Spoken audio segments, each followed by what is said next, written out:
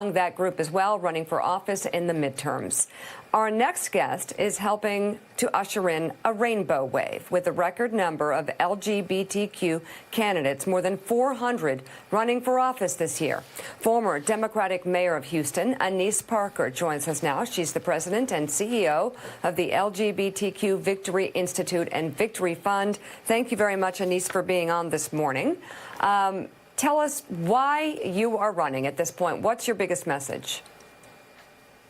All of our candidates are running because they care about their constituents and they're focused on local issues, but they're also very aware that the LGBT community is facing a backlash across the country, particularly in state legislatures, where anti-trans bills, so-called bathroom bills, are popping up, where so-called religious freedom bills are targeting the LGBT community. And they are motivated, just as the other communities you mentioned, wanting to serve, but concerned about the direction of our country.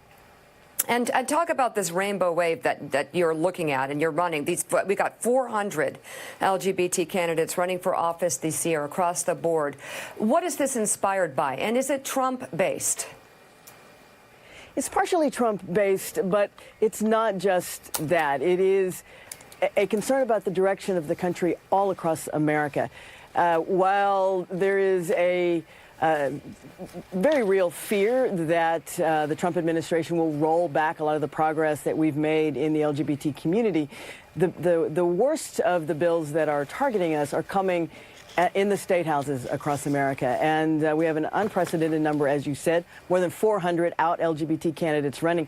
There are only 559 currently sitting elected officials. We have a map called the Out for America map. Anyone can access it and look it up. But 400 running, 559 currently serving. This is a surge of candidates. Many of them reflect that broader wave of women, of candidates of color, of trans candidates.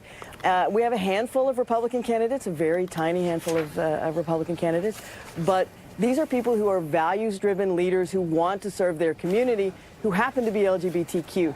They may be running an anti-Trump message, but that's not the basis of their campaign. That's a tactic that may work in some districts. Mayor Parker, it's Willie Geist. It's good to see you this morning. I'm thinking about Danica Rome, who won a seat in the state legislature last Virginia, a trans woman. And the emphasis of her campaign was to clear up congestion and get rid of the traffic on Route 28. And she hammered that local message home until she was elected. And some people even criticized her for not emphasizing more the fact that she is a trans woman. So how do you recommend to candidates running to work that balance between their identity, how important is that, versus just hitting the themes and the issues that are important to voters in their districts? All politics is local. Danica executed perfectly on the playbook, and that is to be open and authentic, to allow voters to know who you are, but to know what you care about. And what she cared about was serving her constituents, and that particular issue was the top issue for her constituents.